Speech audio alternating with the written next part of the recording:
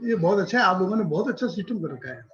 मैं बहुत टाइम से नहीं जुड़ा हुआ था, ये बहुत बड़ी गलती थी मेरी। हाँ सुरेश जी ने मुझे 2-3 बार कहा था, अच्छा, लेकिन क्या है कि संयोग ऐसा हुआ कि कोरोना के पीरियड में हम लोग भी थोड़े बिजी थे। बराबर है। नमस्कार सुरेश जी। जय श्री कृष्णा साहब। जय श्री कृष्णा भाई साहब। सुरेश जी, सुरेश जी की स्माइल कहाँ गई आज? मैंने देखा मैडम ने कुछ डांट दिया ज्यादा है। नहीं, मैडम ने डांट दिया था। मैंने मैडम को बोला यार कल सुबह डांट देना, अभी मूड खराब मत कर। ये तो आपने गलती की, इसीलिए डांट पड़ी।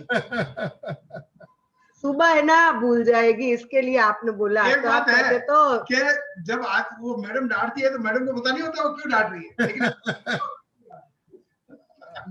ब्रह्म भैया, हाँ हाँ मेरी बिटिया सुरभि जब छोटी थी हाँ हाँ, तब वो स्कूल जाते हुए रोती थी वो, अच्छा, तो उसको टॉफी देके चुप करा देते हैं। हाँ हाँ, फिर वो बोली मैं वापिस आके रोऊंगी। तो होता है, बिल्कुल सही कह रहे हो आप।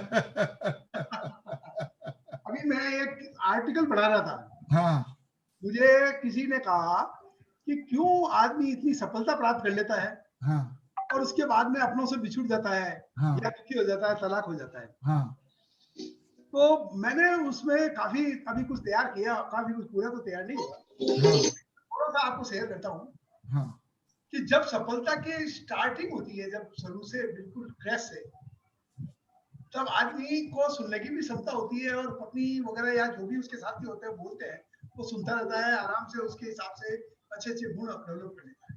एक टाइम आती है बहुत बड़ी सफलता हासिल होने लग जाती है, तो उसके पास यस मैन, सलाह देने वाले सबकी एक हुजूम हो जाता है। उस समय उसको ये लगता है मैं ही सब कुछ हूँ। जय श्री कृष्णा शशि। जय श्री कृष्णा साहब, हेलो सर, कैसे हैं? ऐसे एकदम फर्स्ट क्लास भाई साहब, एकदम ठीक। बिल्कुल। हाँ, आवाज सुन के मजा आ गया तेरी। अरे झूम में तो आओ को नहीं यार कदे। अरे झूम में क्यों नहीं आओ कि तो मजा आवेला। बिल्कुल सही बात है। नहीं, मैंने वादा किया है कि मैं हर बार ज्वाइन करूंगा।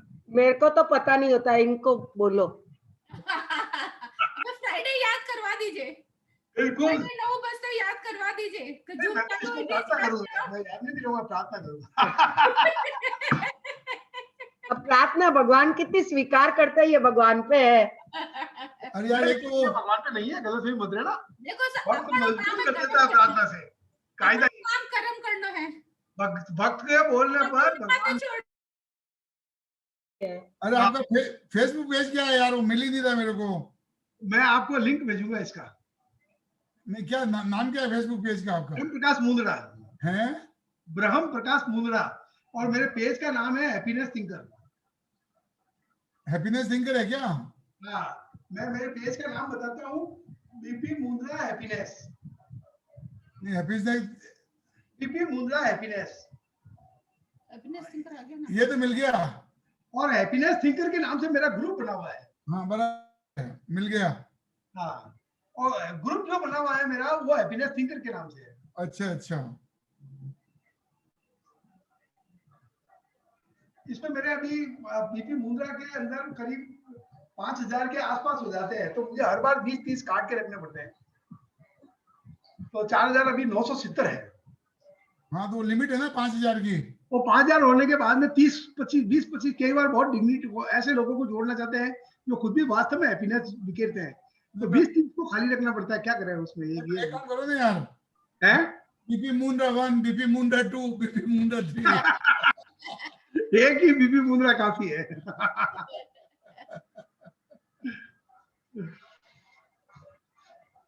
तो क्या सागर क्या सुनाओगे आज मुंडा जी को? बिल्कुल सर, प्रस्तुत रेडी है प्रस्तुति। सुख चालीसा सुना दो। सुख चालीसा? हाँ हाँ, सुख चालीसा सुना दो। वो लगा देता हूँ। क्या आज हमारे इसमें नए मेहमान होंगे काफी सारे। हाँ हाँ, वो हमने बहुत अच्छी मेहनत करके एक सुख चालीसा बनाई है। अरे वाह, लोगों को बहुत पसंद आई और आपको भी पसंद आएगी वो। 100% आएगी। चालू कर दूं सर? हाँ चालू कर दो भैया। नमस्कार। सुरेश राठी परिवार की तरफ से सभी श्रोताओं का अभिनंदन। अभी तक आपने हनुमान चालीसा, सुंदरकांड, नवकार मंत्र, भागवत, रामायण इत्यादि बहुत बार सुनी या पढ़ी होगी, परंतु शायद सुख नहीं मिला। सुख सुनने या पढ़ने से नहीं, अपितु जीवन में उतारने से मिलता है। ये सुख चालीसा समस्त वेदों व पुराणों का सार है। रोजाना थोड़ा समय निकाल कर सुने और कुछ ही दिन के अंदर अपने आप में परिवर्तन महसूस करें। संतोषी सदा सुखी, चिंता नहीं चिंतन करें। किसी का दिल नहीं दुखाएं, किसी की भी बुराई नहीं करें। शांति चाहिए तो शांत रहिए। सभी के विचारों का आदर करें। माफी मांग लें और माफ कर दें। चरण की जगह आचरण पकड़ें। अहंकार छोड़ें, विनम्रता से जिएं। बदला नहीं लें, बदल के दिखाएं। सदैव मीठी वाणी का प्रयोग करें। विपत्ति के समय संयम से काम लें। किसी से ईर्ष्या की भावना ना रखें। बिना मांगे किसी को सलाह नहीं दें। किसी से भी अपनी तुलना नहीं करें। आय का कुछ हिस्सा दान जरूर करें। तन, मन या धन से समाज की सेवा करें। मतभेद हो सकता है, परंतु मनभेद नहीं रखें। अपने अधिकार भूलें, परंतु कर्तव्य याद रखें। जो भी कार्य करें, पूर्ण विश्वास के साथ करें। सकारात्मक सोच वाले लोगों के साथ ही रहें। पहला सुख निरोगी काया। प्रकृति की ओर चलें। गुस्सा नहीं करें और गुस्से में कोई भी निर्णय नहीं लें। रोजाना किसी न किसी व्यक्ति की तारीफ अवश्य करें। भगवान की पूजा के लिए कर्म से ज्यादा भाव का महत्व है। गलती किसी की नहीं निकालें, परंतु सुझाव मन में नहीं रखें। पैसा व प्रतिष्ठा होने के बाद भी अपने पांव जमीन पर ही रखें।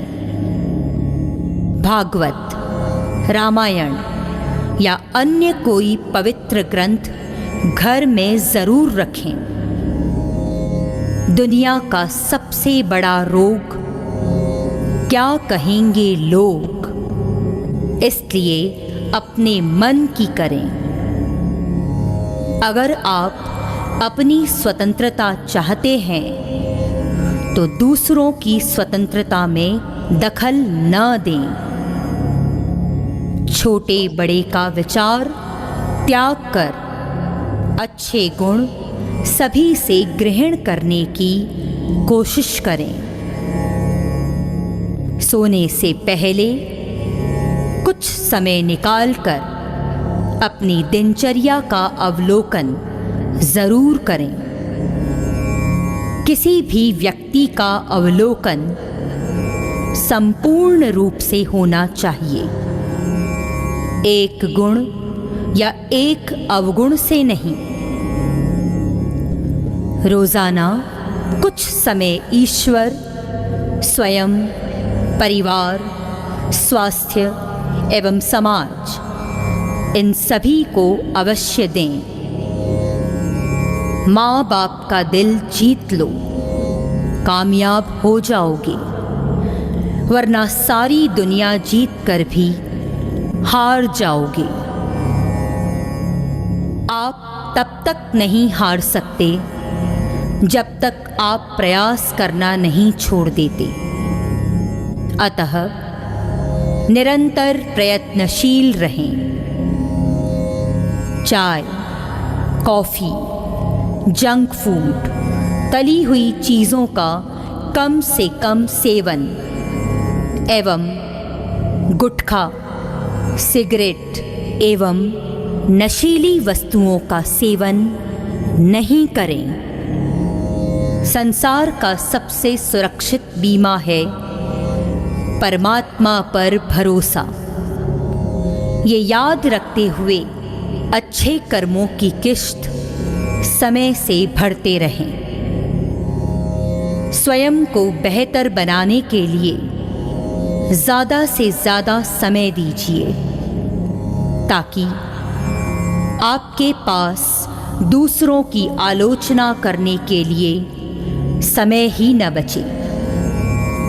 अगर आप सुखी रहना चाहते हैं तो दूसरों की खुशियों का भी ध्यान रखें, चाहे उसके लिए आपको थोड़ा त्याग ही क्यों ना करना पड़े।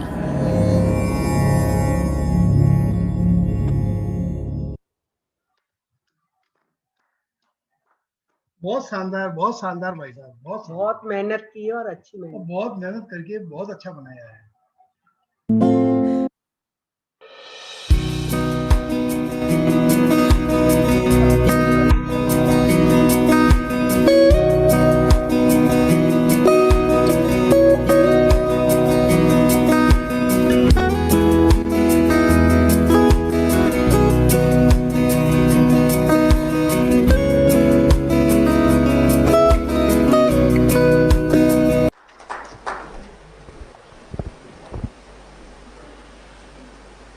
मंच पर उपस्थित हम सबके आदरणीय मेरे सीनियर, छात्र जीवन से जिनसे मेरा परिचय रहा, बहुत कुछ सीखने को मौका मिला, ऐसे श्री रामभद्र राय जी, लक्ष्मी जी,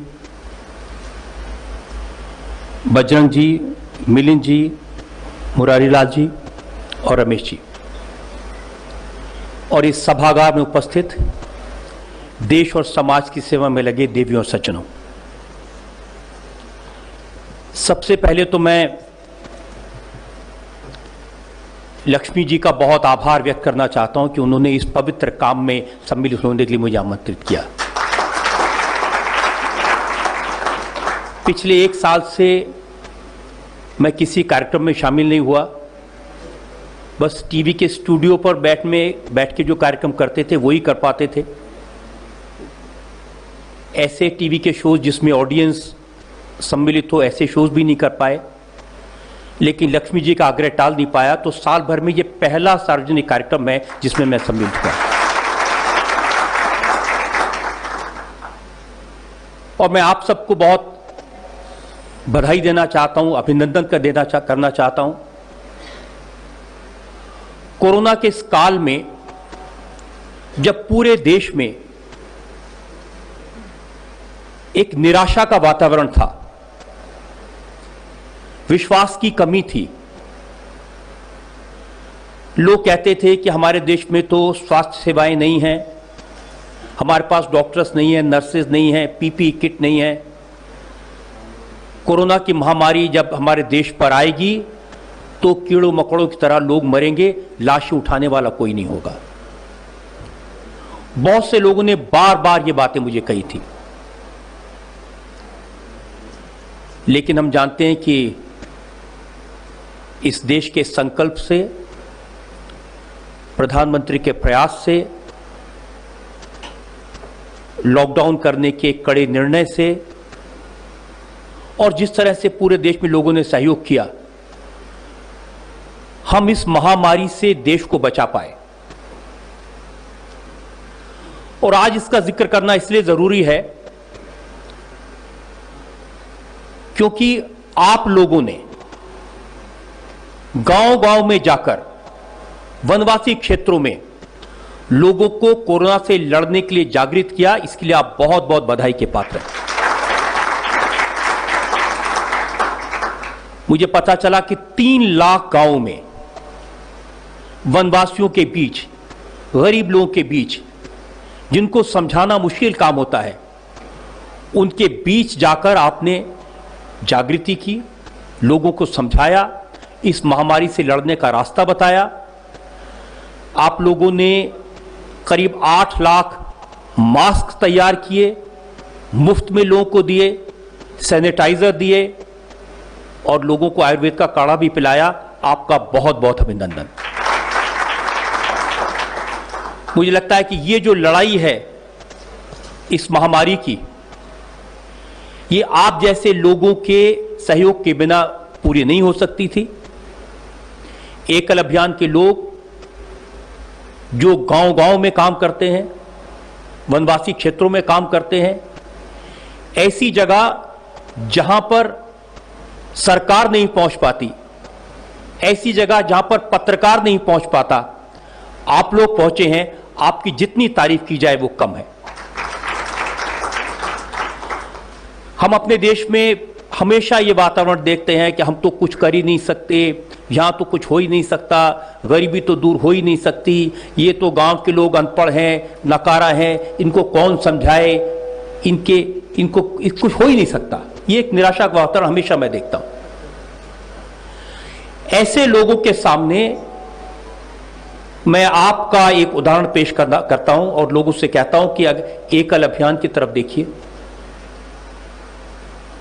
इतनी बड़ी चुनौती आपने अपने हाथ में ली है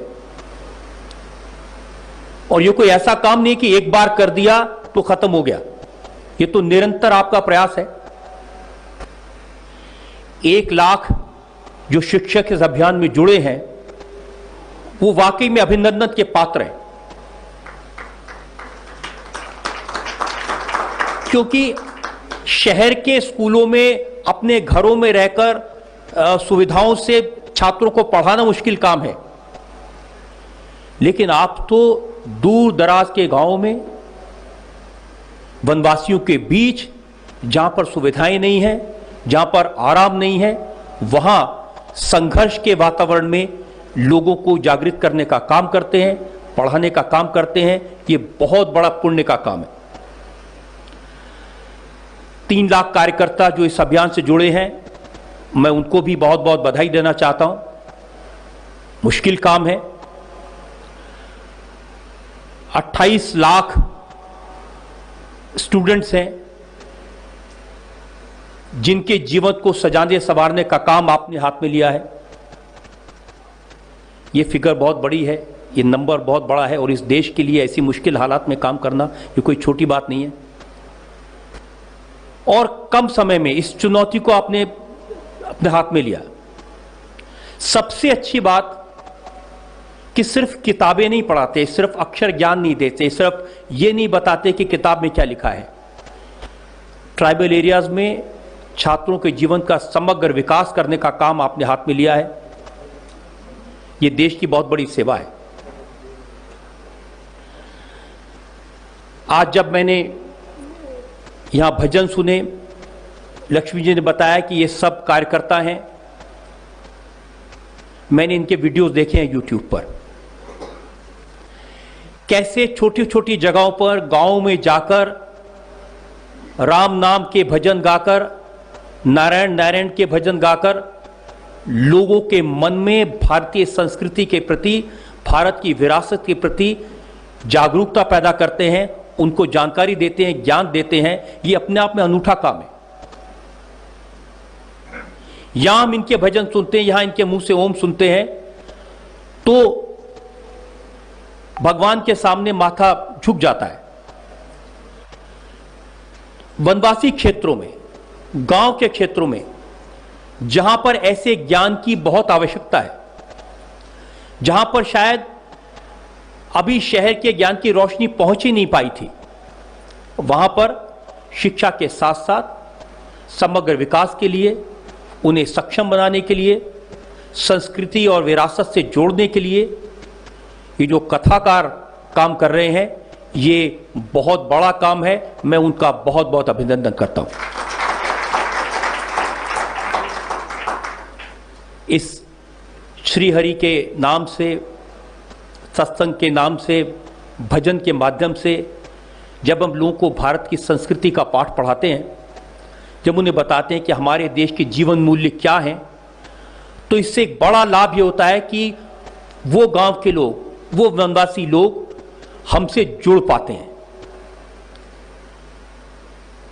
उन्हें भी पता लगता है कि ये देश कितना बड़ा है, इस देश की संस्कृति कितनी महान है, इस देश की परंपराएं क्या हैं, क्योंकि बरसों से वो लोग इन सब बातों से अछूते रहे हैं। और इन बातों को मुझसे ज़्यादा आप जानते हैं, क्योंकि आप तो उसको अनुभव करते हैं, उनके बीच में रहते हैं। लेकिन मैं इस बात का जिक्र इसलिए कर रहा हूं कि ये बात पूरी दुनिया को पता चलनी चाहिए। आपका जो योगदान है, आपका जो कंट्रीब्यूशन है, वो अतुलनीय है, उसकी कोई तुलना नहीं की जा सकती।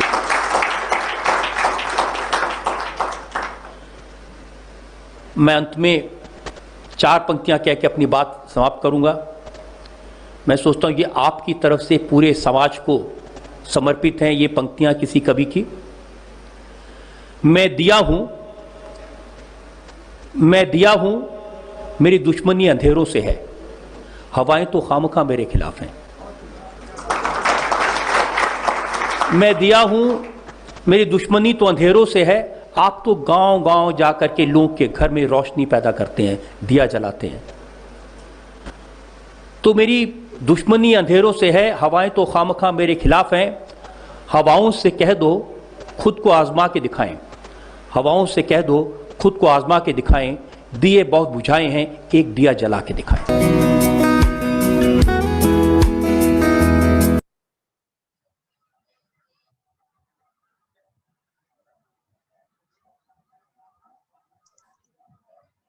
हाँ मुंडा जी, हमने आपका स्वागत रजत शर्मा के थ्रू करवाया है। बहुत अच्छा किया साहब, धन्यवाद। और बहुत अच्छा लगा उनकी बात सुन के। हाँ, आज हमारे जोधपुर का 563वां जोधपुर का 563वां स्थापना दिवस है। बिल्कुल है। तो हमको लगा यार कि आज के दिन जो है जोधपुर के बेस्ट कपल को इनवाइट करना चाहिए। मैं जितने कपल्स को जानता हूँ, ये हमारे नजरों में बेस्ट वर्ल्ड में कपल है। ये आपका नजरिया है। वैसे बेस्ट है या नहीं है, लेकिन आपने कह दिया तो हम बेस्ट हो गए हमारे मन से। हमने तो मुंडा जी से एक चीज सीखी है कि आदमी नजरिए आदमी को ऊपर चढ़ाती है, नजरिए आदमी को नीचे गिराती है। सही कह रहे हैं। तो अब मैं मुंडा जी अपना इंट्रोडक्शन खुद देंगे और मुंडा जी से रिक्वेस्ट कर रहा हूँ कि हमारी टारगेट जो 200 का था वो पूरा हो गया है, अब आप जरूर कर सकते हैं। मैं सबसे पहले तो आप सबका बहुत आभारी हूँ, पर्टिकुलरली सुरेश जी, आपका तो मैं बहुत ही आभारी हूँ कि आपने मुझे इस शानदार मंच पे बुलाकर अनुग्रहित किया। आपने टॉपिक भी बहुत अच्छा रखा है, मस्त कैसे रहें, घर में मस्त कैसे रहें। साथियों, घर में मस्त रहने के लिए किसी ने मुझे पूछा कि मस्त रहने के लिए क्या करना चाहिए, तो इसका तो एक ही जवाब है, मस्त हो जाइए तो मस्त रह जाएंगे। तो साथियों, कोरोना के नेगेटिव पॉइंट पर भी अभी इस समय चूंकि कोरोना काल का पीरियड चल रहा है, तो कई लोगों के ये सवाल आते हैं कि ये मस्त हम कैसे हो सकते हैं। तो मैं स्टार्टिंग इसी पे करता हूँ, क्योंकि आज की सिचुएशन में मस्त कैसे हुए हैं इसको समझना है तो सबसे पहले कोरोना के ऊपर भी थोड़ा बहुत बोलना पड़ेगा। साथियों, कोरोना के नेगेटिव पॉइंट पर बहुत कुछ लिखा गया है और लिखा जा रहा है। यह सोचा जाता है न जाने ये दुनिया कैसी होगी, हम किस तरीके से स्वस्थ रह पाएंगे, हम जिंदा भी रह पाएंगे या नहीं, हमारी आर्थिक स्थिति का क्या होगा, हमारे परिवार का क्या होगा, हमारे दोस्ती का क्या होगा, आदि आदि। यह एक नकारात्मक पक्ष है जो आज की तारीख में बहुत कुछ हावी है। हैप्पीनेस थिंकर के रूप में मैं जब भी लिखता हूँ या मेरे पास जो भी मैसेज आते हैं उनको मैं अगर कहता हूँ खुश होए, तो लोग फोन भी करते हैं और ये कहते हैं कि इस भयंकर महामारी के पीरियड में आप कैसे सोचते हो कि हम खुश रह पाएंगे। लोग मरते जा रहे हैं, अखबार में रोज श्रद्धांजलि आदि के कॉलम और अब तो पेज ही बढ़ते जा रहे हैं, हर व्हाट्सएप ग्रुप में लोगों के मरने की खबर आती है, हम मस्त कैसे रह सकते हैं। तो इसमें मेरा यह कहना है, जब कोई हमारा अपना स्वर्ग में चला जाता है तो हमें दुख बहुत होता है। ऐसा लगता है अब जीना ही बेकार है। दुख के बादल चारों तरफ फैले रहते हैं, मन कहीं नहीं लगता। मन में एक ही बात आती है कि इनके बिना कैसे रहेंगे। जब हम बहुत दुखी हो जाते हैं तो एक ही एक बात जब अपने दिमाग में घूमती है तो चारों तरफ एक दुख का वातावरण हो जाता है और उस समय ऐसा लगता है कि हम कैसे क्या करें, तो इससे कैसे मुक्ति पाए। उस समय हमें सोचना चाहिए कि हमारे जो स्वर्ग में गए हैं, क्या वो ये चाहते थे कि हम हर समय दुखी रहें? हमारे अपने जो स्वर्ग में गए हैं वो कभी नहीं चाहते कि हम दुखी रहें, इसमें तो कोई शक ही नहीं है। अगर हम दुखी रहेंगे, उनकी याद में डूबे रहेंगे, तो भी ये भी मुक्ति नहीं पाएंगे और उनको भी हमको दुख रहेगा। इसलिए यह तरीका तो कभी सही नहीं है। मित्रों, उन्होंने हमारे साथ बहुमूल्य बिताया समय, उनकी यादें भी मधुर होती है, उनका अपनापन हमें मोहित किए हुए रखता है। इसलिए उनके स्वर्गवासी होने के बाद हम दुखी होते हैं, यह बात बिल्कुल सही है। परंतु सदैव याद रखें, वो कभी नहीं चाहते थे कि हम दुखी हो। हमें सदैव उनकी चाहना के हिसाब से रहना चाहिए। वह जो चाहते हैं वैसा ही बड़े उत्साह और उमंग से रहना चाहिए। तभी हम सच्ची श्रद्धांजलि दे पाएंगे, तभी हम वह कर पाएंगे जो वो चाहते थे। तो कोरोना काल का ये ज्वलन सवाल है। क्या हम सबसे बड़ा सवाल यह है कि क्या दुखी होने से या परेशान होने से सब कुछ ठीक हो जाएगा? हम स्वस्थ रहना चाहते हैं, हम ठीक रहना चाहते हैं, हम आर्थिक रूप से मजबूत होना चाहते हैं, हम सारे अच्छे काम करना चाहते हैं। क्या यह सब काम अच्छे हो पाएंगे? मित्रों, मैं आपको एक संक्षिप्त कहानी सुनाना चाहता हूँ। सन 2006 की बात है, मुझे हार्ट अटैक आया था। डॉक्टर ने कहा था बाईपास सर्जरी होगी। मैं उस समय एस्कॉर्ट हॉस्पिटल में डॉक्टर तेरान साहब थे जो विश्वविख्यात है, उनके पास बाईपास के लिए हम लोग गए। तो मेरे साथ वाले ने कहा, डॉक्टर साहब ने उनको मेरे साथ वाले को कहा कि तुम्हारी बाईपास कल सुबह होगी। मैंने कहा सर इसकी नहीं, मेरी करनी है। डॉक्टर साहब ने बोला तुम मुस्कुरा कैसे रहे हो, तुम्हें तो हार्ट अटैक आया था, तुम्हारी बाईपास होनी है। मैंने जवाब दिया अगर रोने से या चिंता करने से या घबराने से मेरी बीमारी ठीक होती है तो यही जमीन पर लौटपौट हो जाऊं और आप जो कहो वैसे कर। भाई साहब, सुबह बाईपास के समय 19 लोगों में से 11वां नंबर था मेरा, लेकिन 2 नंबर पर आ गया। क्यों? क्योंकि किसी को ब्लड प्रेशर हो गया, किसी की शुगर बढ़ गई, किसी को पूरी रात टेंशन के कारण नींद नहीं आई। मैं एकदम शांत चित्त था, मेरा शरीर, मेरा मन, सभी कुछ बाईपास के लिए तैयार था और मैं जिंदगी और मौत के बीच एक नई पारी खेलने के लिए बड़े उत्साह में था। इसका परिणाम मेरा ये था, मेरी इम्यूनिटी पावर बहुत बढ़ गई, मेरा शरीर, मेरी आत्मा, मेरा मन तालमेल में था। स्वाभाविक रूप से मैं बहुत जल्दी ठीक हुआ। बाईपास के ठीक 5वें दिन, मुझे जानने वाले जानते हैं, मैं रात को ही जयपुर दिल्ली से रवाना हो गया। आज मुझे 15 साल हो गए, मस्ती से डांस करता हूँ, खूब अच्छा डांस करता हूँ, शीर्षासन करता हूँ, बहुत सारी एक्सरसाइज करता हूँ, हैप्पीनेस थिंकर के रूप में बहुत सारी बातें लिखता हूँ। अभी भी मैं पूरा फिट हूँ। यह सब कैसे हुआ? इतिहास गवाह है। अगर आपका दिल मजबूत है, मन अच्छा है, कर्मवीर है, तो बड़ी से बड़ी कोरोना बीमारी, बड़ी से बड़ी शारीरिक तकलीफ भी आपको पीछे नहीं रख सकती। तो कोरोना के बीमारी में भी हमको एक शांत चित्त तो होना ही पड़ेगा। हमारे को हमारी इम्यूनिटी बढ़ाने के लिए एक्सरसाइज करनी पड़ेगी। भगवान ने हमारा शरीर ऐसा दिया है, हम चाहे तो इसको मजबूत बना सकते हैं, हम चाहे तो इसको कमजोर बना सकते हैं। मित्रों, कोरोना को आना था, वो आ ही गया।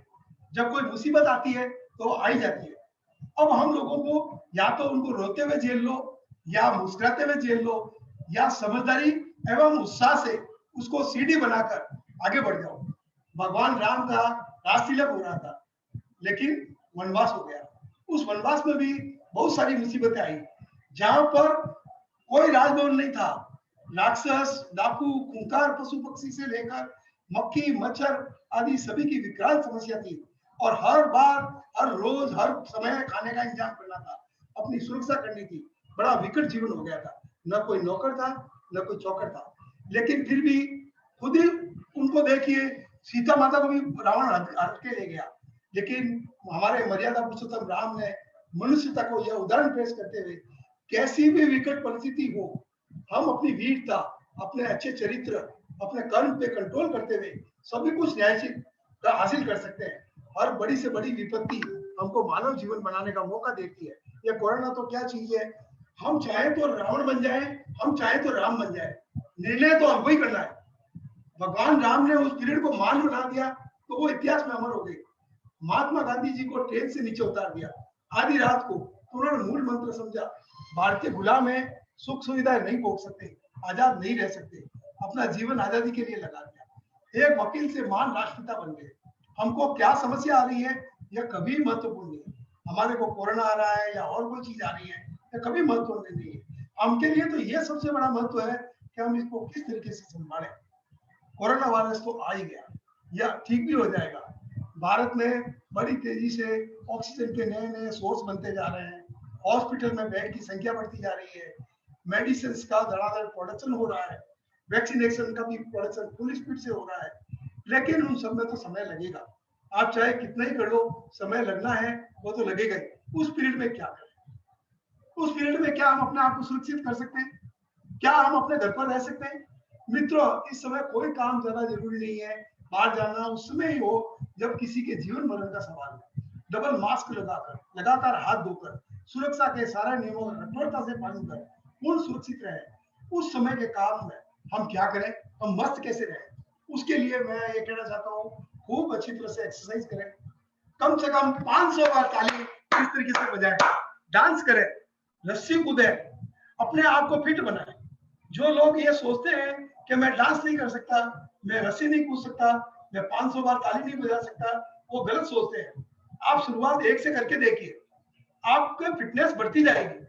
भयानक महामारी के इस समय को अवसर मानकर अपने शरीर को फिट करें, अपने परिवार को स्वस्थ करें। इसके लिए पहले समय नहीं मिलता था, अब हमारे पास खूब समय है, खूब उनके साथ मस्ती से गुजारे, अपने परिवार के साथ पूरी मस्ती से गुजारे, बच्चे बन जाए, ताश खेलें, कुछ और भी जो गेम खेल सकते हैं वो खेलें, परोपकार के काम करें, लोगों के काम आए, मस्ती का पूर्ण आलम हो। क्रोध का कोई नाम नहीं हो हमारे घर में, क्रोध का कोई नाम नहीं हो हमारे घर में।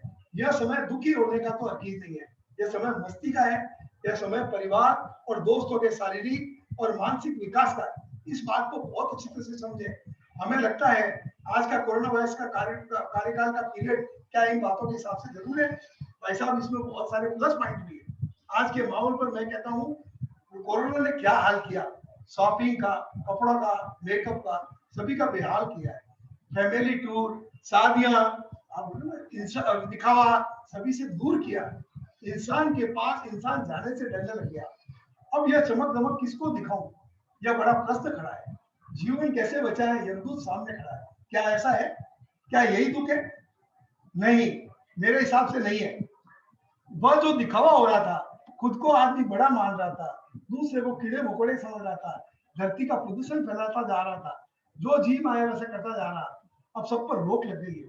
ब्रह्म का कहना है यह समय इतना शानदार आया है, इंसान को इंसान की समझ हो गई है। देखो कितने अच्छे दिन आए, प्रभु को सब याद करते हैं, प्रभु को सब याद करते हैं। ज्यादा बोलने पर मास्क लग गया है, दिखावा तो सारा गायब हो गया है। जमीर गरीब, अमीर गरीब सब एक हो गया है। घर पर बड़े बच्चों परिवार के साथ बैठने का तरीका आ गया है। घर का काम करना आ गया है। सुख मनाइए, घर का काम करना आ गया है। पर्यावरण अच्छा हो गया है, नजारा कितना सुंदर हो गया है। सीमा में काम करना आ गया है। दुख तो पहले भी काफी थे, उन सबको भूलकर यह नया दुख आ गया है। दुख तो पहले भी थे, अब यह नया दुख आ गया। सही समझो तो जीना आ गया। आज भी अच्छे काम करने वालों की कमी नहीं है, आज भी समझदारी से काम करने वालों की कमी नहीं है। बहुत शानदार अपॉर्चुनिटी है। हम हमारे को समझे, हमारे शरीर को समझे, हमारे मन को समझे और मस्त होना सीख जाए। एक विशेष बात, इस समय जब घर पे ही रहना पड़ रहा है तो घर के परिवार का सुख लें। लोगों के कई बार घर में झगड़े इसलिए बढ़ जाते हैं कि विचारों का टकराव होता है। बहुत सारे बातें पति को अच्छी नहीं लगती, पत्नी को पति की बातें अच्छी लगती। उस समय क्या करें? सबसे पहले तो परिवार पर विश्वास रखें। जब आप ऑफिस जाते थे तो घर पर अच्छा चलता था, उस समय उनको सलाह की जरूरत नहीं थी, बल्कि आपके कारण जो काम बढ़ा है इसमें आपका कर्तव्य बनता है। आप खाली बैठे घर पर काम जुड़े, उनके कहे अनुसार हाथ बटाएं। अभी मैं देखता हूँ एक बहुत बड़ा सवाल बहुत सारे लोग करते हैं, हमारा बिजनेस खराब हो गया, नौकरी रहेगी या चिंता करते हैं, हम घर कैसे चलाएंगे। क्योंकि बहुत सारी मस्ती के बीच में ये समस्याएं आती है, तो इन समस्याओं पे भी थोड़ा बहुत बात करना जरूरी है। तो मित्रों, ये समस्या तो जरूर है, लेकिन अभी तो जान है तो जहान है। अभी यह मामला समझना सबसे ज्यादा जरूरी है। जैसे कि कोरोना का इलाज निकलेगा, ये दुनिया बदलेगी, बहुत बदलेगी। जापान विनाश के कगार पर पहुंच गया, एक टाइम आया था जब ये लग रहा था जापान का कुछ नहीं हो सकता, हम लोगों को अभी लगता है हमारा कुछ नहीं हो सकता, तो जापान का उससे भी बुरा हाल था, दूर दूर तक कोई रास्ता नहीं था, इंफ्रास्ट्रक्चर सब खत्म हो गया था, लेकिन क्या उभर कर नहीं आया? उदाहरणीय विकास हुआ, दुनिया के सामने हुआ। हम में से बहुत सारे लोग आर्थिक कुचक्र में भी फंसे हैं, वो सोचते हैं हम मस्ती कैसे करें। तो याद रखिए, आप भावेश अग्रवाल से सीख सकते हैं, कैब कैसे खोली, कहां से कहां पहुंच गया। सचिन बंसल से फ्लिपकार्ट कैसे खोली सीख सकते हैं, कुणाल बहल से स्नैपडील कैसे खोली समझ सकते हैं, जय विजय शंकर से पेटीएम कैसे शुरू किया समझ सकते हैं। आप गूगल सर्च में जाइए, भारत के नौजवानों ने बिना कोई साधन, बिना कोई सहायता के इतिहास में नाम दर्ज कराया है। तो अगर आपको आर्थिक प्रॉब्लम हो गई है तो ऐसी कोई बात नहीं है, अपन सब ठीक कर लेंगे। अपनी मस्ती को किसी हालत में खत्म नहीं करें भाई साहब। अवसर ही अवसर है, दुनिया खुलजा सिमसिम है। अवसर ही अवसर है, यह दुनिया खुलजा सिमसिम है।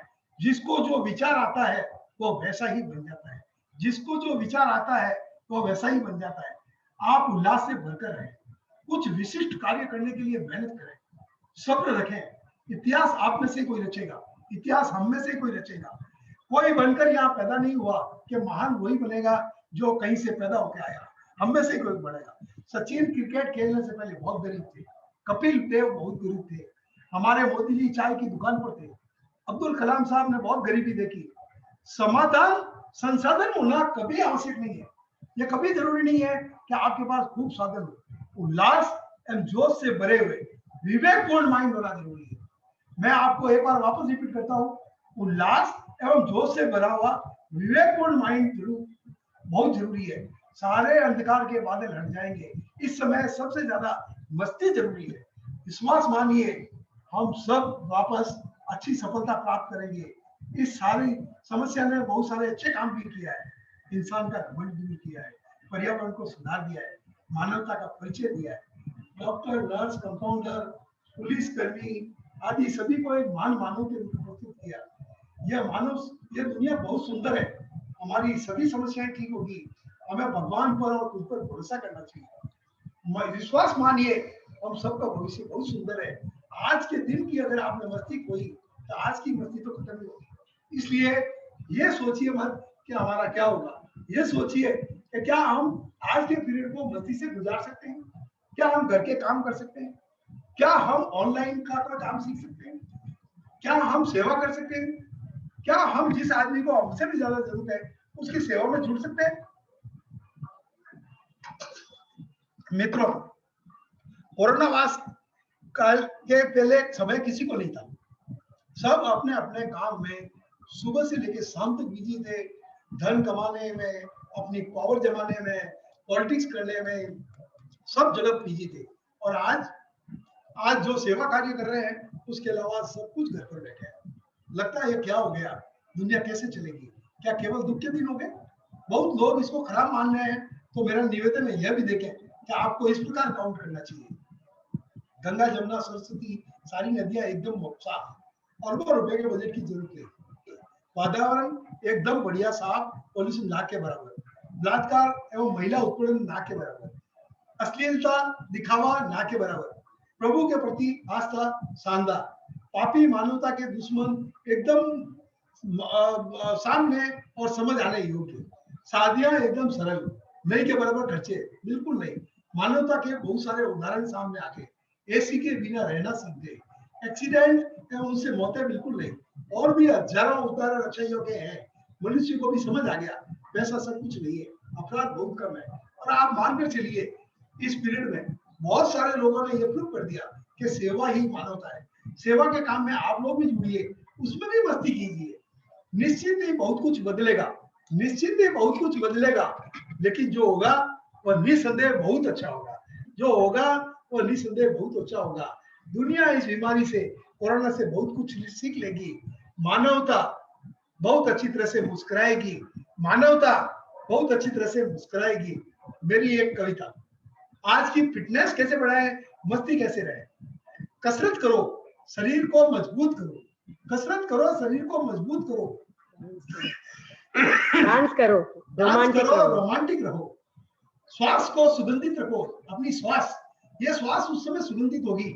इस श्वास से ही अभी डर रहे लोग, ऑक्सीजन की कमी हो रही है। बाबा रामदेव रोज कहते हैं प्राणायाम करिए, बड़े सभी लोग करते हैं प्राणायाम करिए। आप अपने शरीर को बढ़ाइए, ईमानदारी से देखिए कि कल मैं 50 रुपए निकालता था, क्या मैं आज 55 निकाल रहा हूँ? कल मैं शीर्षासन कर नहीं पाता था, आज मैं शीर्षासन का आधा पोर्शन कर पा रहा हूँ। कल मैं 100 ताली से ज्यादा नहीं बजा सकता था, आज 120 ताली बजा रहा हूँ। यह उम्र बहुत सुरक्षित है। 60 साल की अगर आपकी उम्र है या जो भी आपकी उम्र है, क्या आप 125 वर्ष जीने की उम्र रखते हैं? यह उम्र तो वो ही रख सकता है जो मस्ती करे, अपने आप को रोज देखे कि आज मैंने शरीर के डेवलपमेंट के लिए क्या किया। क्या मैं 10,000 कदम चला? अगर मैं 10,000 नहीं चला, मैं चल नहीं सकता, तो 100 कदम नहीं चला, 100 से 105 पे पहुंचा, 200 पे पहुंचा। आप मस्त रहो मस्ती में। लोग कहते हैं मस्त रहो मस्ती में, लेकिन ध्यान रहे आग न लगे बस्ती में। जीवन बड़ा सुहाना है, जीवन बड़ा सुहाना है। ब्रह्म का कहना है मस्त हो जाओ मस्ती कर दो, मस्त हो जाओ मस्त कर दो। कोरोना भी कह दे जा भाई जा, छोड़ दे मुझे। अरे कोरोना भी क्या करेगा अगर हम लोगों ने अपने शरीर को मजबूत किया। हाँ ठीक है, तकलीफ उसमें भी आएगी। कोरोना में ये नहीं कहता उसको तकलीफ नहीं आएगी, लेकिन आप संघर्ष करने की शक्ति में रहेंगे और उसके बाद भी कुछ हुआ तो ये तो मन में रहेगा कि हमने पूरा प्रयास किया, हमारे प्रयास में कोई कमी नहीं थी। मेरा एक है, आप ये कविता अपने मन में भी गाए, मैं एक कविता बोलना चाहता हूँ। कोरोना से लड़ना भी है, कोरोना से लड़ना भी है, कोरोना से जीतना भी है, कोरोना से जीतना भी है। कोरोना है बड़ी भयानक महामारी, ये बनकर आई आफत बड़ी भारी।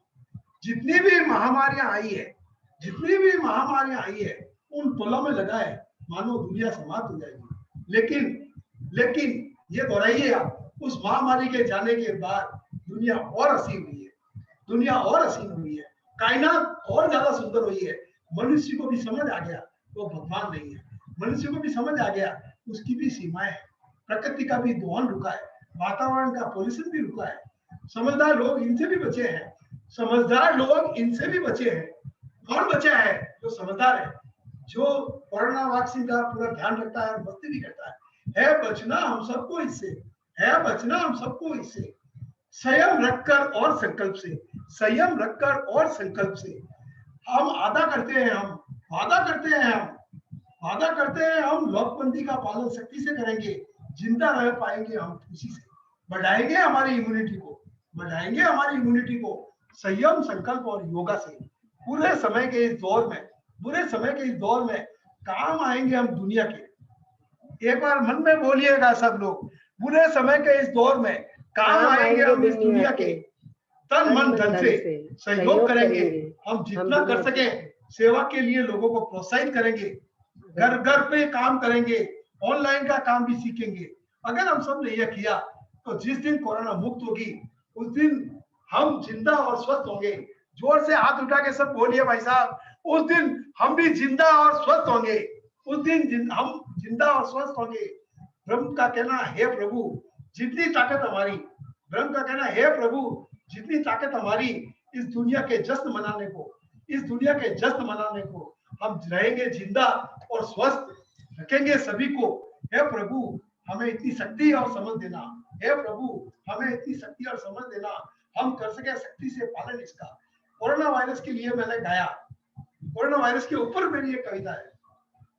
तुम पास आए और मुस्कुराए, दिल में न जाने क्या ख्वाब सजाए। तो मुरझाई आवाज में कोरोना वायरस बोला, मुरझाई आवाज में कोरोना वायरस बोला, अब तो मेरा दिल तड़पता तेरे लिए, जल्दी से तुम क्यों नहीं ये मास्क हटा दे। मैंने सोचा नहीं नहीं अभी नहीं, मास्क नहीं हटाऊंगा। अभी जोर से मुस्कुराइए सब लोग, अभी नहीं, अभी मैं मास्क नहीं हटाऊंगा। कोरोना थोड़ा घबराया और मीठी आवाज में बोला कोई बात नहीं, तुम्ही ने तो गाया था, तुम पास आए और मैं मुस्कुराया। मैं बोला नहीं नहीं, दूर रहूंगा मैं तुमसे, दूर रहूंगा मैं तुमसे, कम से कम 13 फुट। मर जाएगा इंतजार करते करते, मर जाएगा इंतजार करते करते। अब तू जल्दी यहाँ से फूट, अब तू जल्दी यहाँ से फूट। अब कोरोना घबराया। सोशल गले मिलना भी कोई बात होती है, सोशल गले मिलना भी कोई बात होती है, तो मैं फिर मुस्कुराया। सोशल डिस्टेंसिंग भी कोई बात होती है, सोशल डिस्टेंसिंग भी कोई बात होती है। आखिरी बार कोरोना का एक और हुआ, गले ना मिलो तो कोई बात नहीं, गले ना मिलो तो कोई बात नहीं, हाथ तो मिला लो। मैं जोर से मुस्कुराया, सैनिटाइजेशन करके आया हूँ, सैनिटाइजेशन करके आया हूँ, चाय तो मिला लो। अरे बाप रे, तू कैसा इंसान है, घर आए मेहमान का स्वागत ही नहीं करता है। ब्रह्म मुस्कुराया और बोला, भारत में मेहमानों का स्वागत तो होता है, पर तू दुश्मन बनकर आया है। चीन भी दुश्मन बनकर आया था, हमने उसको भी पीटा, तू क्या चीज है। ऐसा टीका बनाऊंगा, भारत तो क्या दुनिया में नहीं टिक पाएगा। तो दोस्तों सावधान रहिए, डिस्टेंसिंग का पालन कीजिए, घर से बाहर उसी हालत में निकलिए जब किसी जिंदगी का मौत का सवाल हो या सेवा करनी हो तो बड़ी सावधानी से, हाथ समय समय पर लगातार धोते रहें, मास्क के नियमों का कड़ाई से पालन करें। जब ये कोरोना काल समाप्त होगा तब ये दुनिया बड़ी समृद्ध होगी और इस दुनिया को देखने के लिए हम जिंदा रहेंगे, तभी हम समझदार हैं। वरना तो मित्रों तस्वीर बनकर टक जाना है, वरना तो मित्रों तस्वीर बनकर टक जाना है। यूं भी दुखी होकर परेशान होकर कुछ नहीं मिलना, यूं भी दुखी होकर परेशान होकर कुछ नहीं मिलना। संस्कृत में एक श्लोक है भाई साहब, मैं सुनाना चाहता हूँ। निरुत्साहस्य दिनस्य शोका पर्याकुलतम सवर्ता व्यवसन चागित स्थिति। मतलब उत्साहहीन दीन और शोकाकुल मनुष्य के सभी काम बिगड़ जाते हैं, वह घोर विपत्ति में फंस जाता है। उत्साह बड़ा बलवान होता है, मस्ती बड़ी जबरदस्त होती है। मस्ती से बढ़कर कोई बल नहीं, उत्साह से बढ़कर कोई बल नहीं। उत्साही पुरुष के लिए इस संसार में कोई चीज दुर्लभ नहीं, उत्साही पुरुष के लिए संसार में कुछ भी दुर्लभ नहीं। क्या एक सवाल आता है, क्या हम मस्ती, उत्साह, उमंग और उल्लास से गंभीर बीमारी को ठीक कर सकते हैं? हाँ, डॉक्टर भी कहते हैं, किसी आदमी के मरने की सारी स्थिति होती है, उसमें भी डॉक्टर कहते हैं इसकी जीने की अदम्य ताकत है, इसकी जीने की अदम्य इच्छा है, शायद इसीलिए ये जिंदा है, बाकी शरीर के अंग काम नहीं कर रहे हैं। तो मस्ती और उत्साह रखिए। आज राठी जी ने जो ये प्रोग्राम का शीर्षक दिया है वो बहुत ही शानदार है। अपने मन में मस्ती रखिए और मस्ती उसी समय आएगी जब आप उत्साहित होंगे। उत्साहित व्यक्ति जो अपनापन से कार्य करता है कि सारे कार्य दुर्लभ से दुर्लभ कार्य पूर्ण होने लग जाते हैं, सारी कायनात उनके साथ जुड़ जाती है, असंभव संभव हो जाता है।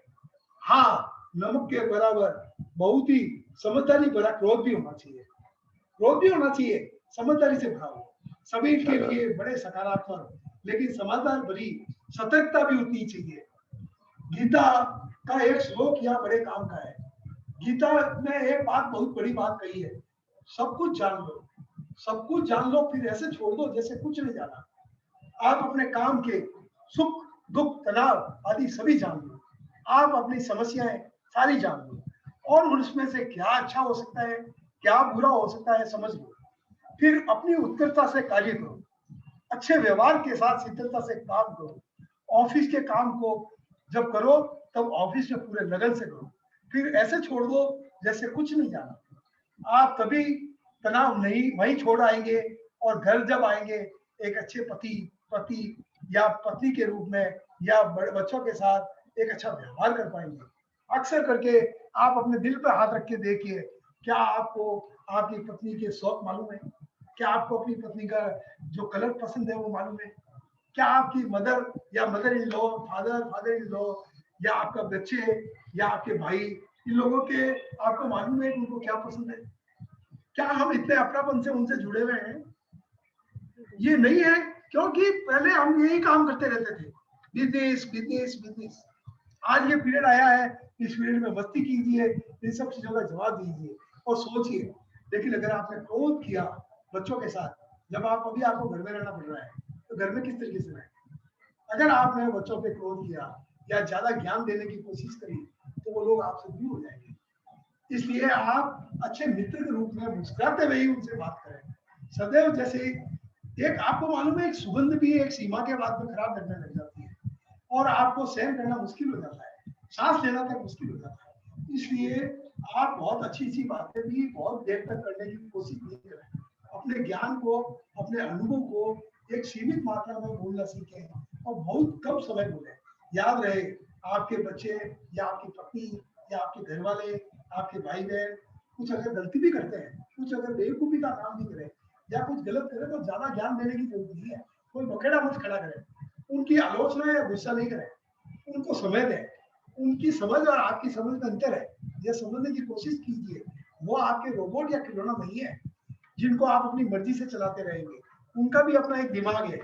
इसलिए बड़े प्यार से, बड़ी शांति से, मुस्कुराते हुए बहुत कम शब्दों में ज्ञान दें और अपने हिसाब से उनको करने दें। धीरे धीरे वो सीखते जाएंगे, अपनी चीजें ठीक करते जाएंगे। उनको एकदम फ्रीनेस होनी चाहिए। आपका घर में रहना आनंद सा हो जाएगा, घर पूरा घर माहौल हो जाएगा मस्ती का। आपको मालूम है, मैंने एक जगह कहीं लिखा था, जिस घर में बच्चों के, पत्नी के, बहुओं के, नौकरों के, आपके घर के जानवर के मस्ती से हंसने की, खिलखिलाने की अगर आवाज आती है, तो उस घर में कभी वास्तु दोष नहीं हो सकता। अगर वास्तु दोष है तो वो दूर हो जाता है। आप अच्छी तरह से सही जीवन कैसे समझे या कैसे करें, गुस्सा करके, मारपीट करके, तनाव करके, अगर आप कोई बात का लड़ाई करें, प्रेस्टीज इश्यू बनाए, हर छोटी छोटी बात पे ये लड़ाई मेरी इज्जत खराब होगी या तुम बहुत सामने बोलते हो, तो आप केवल लड़ाई करके मान लो 1 या 2 दिन चुप रहेंगे, तो आपने वो 2 दिन खराब ही किए, तीसरे दिन तो बोलने लग जाते हो और 5 दिन बाद पूछते हैं कि आपने ये क्यों किया, तो आपको खुद को याद नहीं रहता किस इश्यू पे लड़ाई हुई, या याद रहता है तो वो तो जेल के समान है। तो क्यों नहीं हर पल हम मस्ती से रहें, आनंदित रहें। इसलिए जब भी तनाव की बात शुरू हो तो थोड़ा शांत हो जाए, पानी पी लें, एक दूसरे को अच्छे वक्त की बातें याद करें, उस विषय को छोड़कर कुछ अच्छी प्यारी बात चालू करें, पुराने गाने गाना चालू कर दें, पुरानी बातें चालू करें, पुरानी कहानियां, पुराने पिक्चर अपने आपस की उनको देख कर याद करें, एक दूसरे को समय दें। प्यार सौहार्द से ही परिवार बनता है, एक दूसरे की गलतियों को याद करने से कभी नहीं बनता। आप गाना गाते हैं क्या आपस में एक दूसरे के साथ? क्या आप आधा घंटा, 1 घंटा आपस में विचारों के मतभेद होते हुए भी बात कर सकते हैं? तब आप मान के चलिए आप बहुत समझदार हैं। आप कितने ही होशियार हो, आपके पास कितना ही पैसा हो, लेकिन अगर आप अपने घर वालों से आधा घंटा भी बात नहीं कर सकते स्वतंत्र रूप से, तो फिर आप काहे के होशियार हो? ये बात आपको समझना जरूरी है। इसलिए मैं कहता हूँ गीता की ये बात बहुत महत्वपूर्ण है, और वह है, हे प्रभु मुझे इतनी समझ दे कि मैं यह समझ सकूं कि क्या तो मैं कर सकता हूँ और क्या मेरे कंट्रोल में, और मैं क्या नहीं कर सकता, और जो मैं नहीं कर सकता वह मेरे कंट्रोल में अगर नहीं है तो मैं उसमें भी आनंदित रहूं। क्योंकि कई बार वक्त निकलने के बाद वो चीज भी समझ आ जाती है, वो चीज भी कंट्रोल में हो सकती है। आपकी बीमारी आपके हाथ में नहीं है। कभी भगवान नहीं करे किसी को कोई बीमारी हो जाए, कोरोना हो गया या कोई और बीमारी हो गई, तो क्या वो आपके हाथ में? मेरे को बाईपास हुई तो क्या वो मेरे हाथ में थी?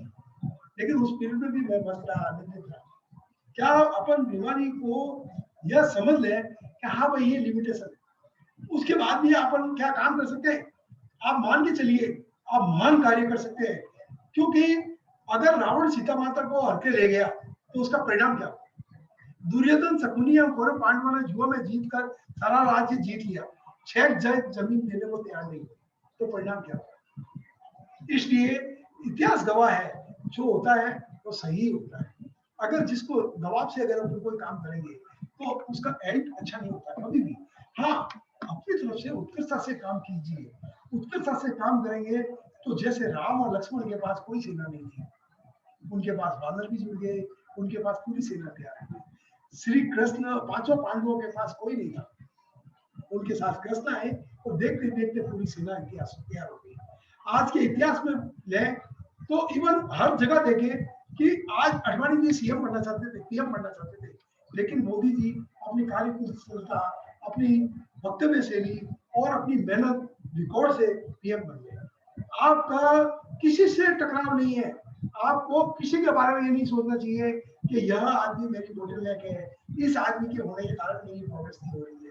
आप अपनी केयर बढ़ाएं, आप अपने कार्य बढ़ाएं, उस आदमी की तारीफ करें। कभी किसी से तुलना करने की कभी जरूरत नहीं है। आपको तो बस ये सोचना है कि मैं बेस्ट क्या कर सकता हूँ। मैं आपको स्टीव का एक उदाहरण देता हूँ। उनकी बीमारी हुई, उनको कह दिया गया कि आपकी हाथों की ये सिर्फ अंगुलियां मुड़ेगी, आपकी आंखें काम करेगी और आपका दिमाग काम करेगा, आपका पूरा शरीर काम नहीं करेगा। अगर उनका हाथ ऐसे है तो वो ऐसे भी नहीं कर सकते थे। उनको कह दिया आप 3 साल में मर जाओगे। क्या किया उसने? उसने सबसे पहले अपने सारे काम वाइंड अप किए। उसको वाइंड अप करने के बाद उसने दूरबीन खरीदी। उसने कहा मेरी आंखें तो काम करेगी ना, तो विश्व की सबसे बड़ी दूरबीन बनवाई। सबसे बड़ी दूरबीन बना के ऐसी खराब हालत में 2 ग्रह ढूंढ लिए, उसको नोबेल पुरस्कार मिला।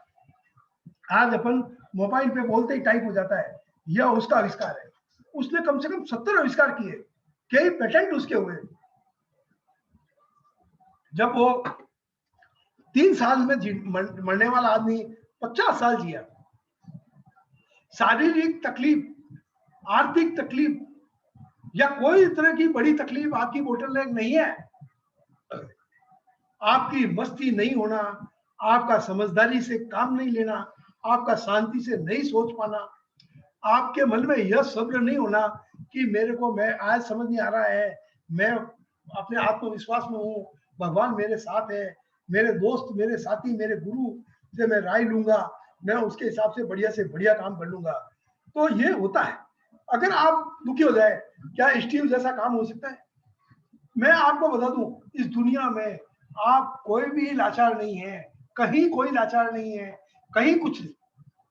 सिर्फ अपनी मस्ती रखिए, अपने मन में चिंता कभी मत करिए, तनाव मत कीजिए, डांस कीजिए, जिंदगी में सब चीजें समझने की कोशिश करिए। आप पूरी तरह से संतुष्ट रहें। जो चीज समझ नहीं आती है वो बाद में समझ आ जाएगी। ये अगर आपको ज्ञान हो गया तो आप संतुष्ट रहते हुए अपने परिवार के साथ, अपने बच्चों के साथ आपके बिल्कुल आराम से बात कर पाएंगे और आपके जो महान आपका अनुभव है उसका वो फायदा उठा पाएंगे। नहीं तो आपके अनुभव तो बहुत हो गए, लेकिन आपके बच्चे आपकी सुनते ही नहीं है। ये घर में बहुत बड़ी लोगों को समस्या है। आप बहुत सारी बहुत अच्छी बातें कहना चाहते हो, लेकिन आपकी पत्नी, आपके भाई, आपके बच्चे सब कहते हैं अच्छा हो गया जो हो गया, अब आप शांति रहो। तो उनकी गलती नहीं है। आप अगर उनकी गलती मानेंगे तो आप कभी नहीं बोल पाएंगे। आपको सबसे पहले तो शांत होना पड़ेगा, मस्त होना पड़ेगा, मुस्कुराना सीखना पड़ेगा, अपनी वाक पटुता बढ़ानी पड़ेगी। जब आप विश्वास के साथ अपनी वाक पटुता महसूस करेंगे और बातें करना सीखेंगे, तब आपको समझ आएगा। आपको अपने में कुछ और गुण डेवलप करने चाहिए। क्या आपको गीत संगीत का आनंद आता है? क्या आप गीत संगीत गा सकते हैं? क्या आप डांस कर सकते हैं? क्या आप डांस करा सकते हैं? आप अपनी पत्नी या बच्चों को कहें डांस करो, वो कहे नहीं आपके साथ तो नहीं करेंगे, तो मानकर चलिए आप में कोई कमी है, कोई प्रेशर है। बोलो, आप भी बोलो कुछ। तो एक बात मान के चलिए कि डांस को महसूस करना, डांस करना, करवाना, अच्छा खुशबू महसूस करना, खुशबुओं के तरह तरह की खुशबू को महसूस करना। मोगरे की खुशबू अलग होती है, और किसकी खुशबू होती है बताओ आप? मोगरे की, रात की रानी की होती है। रात की रानी की होती है। रात के समय में तरह तरह की खुशबू होती है। उन सारी खुशबुओं को समझना, खाने की खुशबू को समझना, खाने को बड़े पवित्र ढंग से समझना, तो अपने आप में ताजगी महसूस करना, मुस्कुराना। सभी जोर से मुस्कुराएं, एक बार जोर से हंसिए, अट्टहास करना आपको आना चाहिए। मैं बहुत लोगों को कहता हूँ जोर से हंसिए, बहुत मुश्किल से हंसते हैं लोग कई बार तो, और कई लोग तो एकदम हंस जाते हैं। जो नहीं हंसते हैं वो किसी पे एहसान नहीं करते, वो किसी को उनको सोचना चाहिए वो नहीं हंस के दुनिया की दुर्लभ चीज। आपको मालूम है जानवर नहीं हंस सकते, बहुत कम जानवर हंस सकते हैं। इंसान को भगवान ने अनुभव अवसर दिया है मस्ती करने का, ऐसा मुस्कुराना, हंसना, इनको महसूस करिए, हंसिए। भाई साहब आप समझ लीजिए, स्वर्ग और नरक की रचना हम ही करते हैं। अगर हम प्यार से रहते हैं, मुस्कुराते रहते हैं, चीजों को समझते हैं, तो हम इस जन्म में ही स्वर्ग में रहते हैं, और नहीं तो इसी जन्म में लोग नरक में रहते हैं, और कुछ लोग स्वर्ग से नरक के बीच में रहते हैं। अगर रचना कोई करता है तो वो यही करता है। कोई भी कार्य शुरू करें उससे पहले थोड़ा मुस्कुरा दें, माहौल बढ़िया हो जाएगा। देख लें कि जो आप कार्य कर रहे हैं क्या वो मानवता से पूर्ण है। किसी को नीचे गिराने का काम है और गीत नहीं करना चाहिए। देखने से पहले मुस्कुराएं, देखकर मत मुस्कुराएं। बाद में तो यह सोचे कि जो परिस्थिति है उसमें मैं बेस्ट क्या कर सकता हूँ। सब्जी में नमक ज्यादा हो गया तो यह नहीं सोचे कि मैं आलोचना करूं या यह सोचूं मेरे भाग्य में क्या है। अरे भाई थोड़ा दही डाल लो, थोड़ा टमाटर डाल लो, थोड़ा प्याज डाल लो, अपनी चीजों को ठीक कर लो। आपको ठीक करना आना चाहिए हर चीज को। अच्छा और मानवीय निर्णय लें, निरंतर सुधार करते जाएं, प्यार से रहना सीखें, ईगो बिल्कुल नहीं। आप अपनी बेस्ट क्या कर सकते हैं, परफॉर्मेंस पे ध्यान दें। महान, ग्रेसफुल एवं सफल बनने से फिर आपको कोई नहीं रोक सकता। एक बात मान के चलिए, कई बार लोगों को ये कंफ्यूजन हो जाता है कि सफल व्यक्ति का मतलब है बहुत पैसे हो, बहुत सारे नौकर चाकर हो। नितांत अकेले होते हैं कई बार वो लोग, क्योंकि उनके अंदर अपनापन की कमी होती है। क्या आप में अपनापन है? क्या आप अपनी पत्नी, अपने बच्चे, अपने नौकर चाकर, अपने जानवर, अपने पेड़ पौधों, इन सबको प्यार कर सकते हो? क्या आप उनको बड़े प्रेम से देख सकते हो? घर में सबको उचित समय देना सीखिए। किसी के जीवन में कुछ अच्छा करने के लिए आपका अमीर होना आवश्यक नहीं है। आपका अमीर होना कतई आवश्यक नहीं है। किसी के जीवन में अच्छा करने के लिए सुंदर होना भी आवश्यक नहीं है, बहुत ताकतवर होना भी आवश्यक नहीं है। आवश्यकता है उसको समय देना। आप वादा कीजिए मन में, हमारे अपनों को, हमारे जितने भी कोई असहाय है उसको हम समय देंगे। आप उसके प्रति प्रेम रखें, त्याग की भावना रखें, समय समय पर अपनी प्रेम और त्याग की भावना प्रकट करें और सही सलाह दें। सलाह देते समय अगर वो सलाह नहीं माने तो आप ईगो नहीं करें, मनुवार से समझाएं, और फिर भी नहीं समझे तो उनको समय दें, वो अपने आप समझ जाएंगे। अपने मन को हर हाल में उत्साहित रखें, मस्त रखें। कोई भी बात कभी दिल पर ना लें। दिल में तो केवल आपके पत्नी, आपकी माँ, आपके बड़े, उनका राज होना चाहिए। बहुत ज्यादा आसक्ति, मोह माया आदि या घृणा भी नहीं करें। अपनी तरफ से जो बेस्ट होता है वो करते रहें, प्रेम और खुशी से रहें। कोई आप पर जोर से चिल्लाए तो आप तनाव में नहीं आए। कई बार ये होता है, कोई जोर से चिल्लाया तो आपको लगता है मेरी तो इज्जत खराब होगी, या आप भी उसके बराबरी में हो जाते हो। ऐसा नहीं करें। टाइम हो गया, कोई कौन बेटा थोड़ी है, 45 मिनट थोड़ी हुआ है। हो गया। क्या राठी जी 45 मिनट थोड़ी हुआ है? नहीं, मैं थोड़ा और बोल सकता हूँ? हाँ 45 मिनट हो गया पर हमको पता नहीं चल रहा है। मैं अगर 5 मिनट और बोलना चाहता हूँ। हाँ आप 10 मिनट और बोलिए। अगर समय लेकर उस समस्या का ठीक करने का है तो अपनी तरफ से पूरी प्रयास करें, बाकी सब प्रभु पर छोड़ दें। मित्रों, सबसे ज्यादा खुद का भी ध्यान दें। कैसे ध्यान देंगे? कम से कम 90 मिनट आप अपने शरीर के लिए दें। कम से कम 90 मिनट। जो आदमी अपने शरीर को नहीं दे सकता, उसको बहुत सारा काम किया हुआ, इधर उधर भागदौड़ की हुई, सब बेकार है। अगर आपने अभी 90 मिनट नहीं दिए तो बाद में मान के चलिए आपको हॉस्पिटल में देने हैं या बहुत जल्दी भगवान के घर पहुंच जाना है। आपको अगर 125 साल जीना है, इस दुनिया में बहुत लोग हैं जो 125 साल जिए हैं। भगवान ने आपकी उम्र 125 साल की दी है, लेकिन अपन 50 साल में ही उसको पूरा कर देते हैं। एक लक्ष्य की तरफ दौड़ते हैं। क्या हम रुक सकते हैं? क्या हम 90 मिनट कम से कम अपने शरीर को दे सकते हैं? भगवान ने ऐसी जबरदस्त चीज बनाई है, 90 मिनट बहुत होते हैं। मैं आपको एक आश्चर्य की बात बताऊं, मेरे घर पे थोड़ा कंस्ट्रक्शन चल रहा है अभी, तो डॉग जो है फिक्स 5 बजे थोड़ा आवाज करने लग जाता है, अरे भाई मुझे घूमने ले जाओ, मेरा समय हो गया। उसके बाद तो घड़ी नहीं है। अपना शरीर ऐसा है, एक जानवर का शरीर अगर बोल सकता है कि टाइम हो गई, अपने को सबको मालूम पड़ता है। अपन अपनी आवाज को दबा देते हैं, अपने मन की आवाज को दबा देते हैं, अपनी आत्मा की आवाज को दबा देते हैं। आत्मा की आवाज से आज के जमाने में लोग बात ही नहीं करना चाहते हैं। आत्मा की आवाज को सुने, उससे बड़ी पवित्र आवाज कोई नहीं है। और परम आनंद अगर आपको प्राप्त करना है, परम मस्ती आपको प्राप्त करनी है, तो आपको अपनी आत्मा की आवाज को सुनना चाहिए। क्षणिक लाभ के लिए हम लोग कई बार आत्मा की आवाज को दबा देते हैं। आवाज तो नहीं दबाए, आत्मा की आवाज सुने। अगर आपकी आत्मा की आवाज कभी कोई काम का मना करे तो उस काम को तो किसी हालत में नहीं करें, चाहे कितना ही बड़ा लाभ हो। एक इंसान के अंदर इतनी बड़ी ताकत होती है कि वो बिल्कुल पहचान सकता है कि क्या बात सही है क्या नहीं है। उसके लिए उसको अपनी आत्मा की आवाज को समझना जरूरी है। तो मैं आपको कह रहा था 90 मिनट खुद के लिए निकाले, जिसमें योगा है, कसरत है, दौड़ना है। हास्य तो 90 मिनट में शामिल नहीं होता, क्योंकि हास्य तो आपको हर समय करना है, मुस्कुराना तो हर समय है।